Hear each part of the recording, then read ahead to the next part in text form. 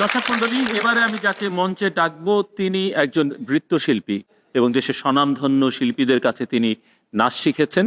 বাংলাদেশ জাতীয়তাবাদী দল বিএনপির কেন্দ্রীয় কমিটির সহ আন্তর্জাতিক বিষয়ক সম্পাদক ব্যারিস্টার রুমিন ফারহানা।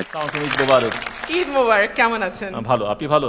আছি। নাচ আমার প্রাণের সাথে মিশে আছে। তুমি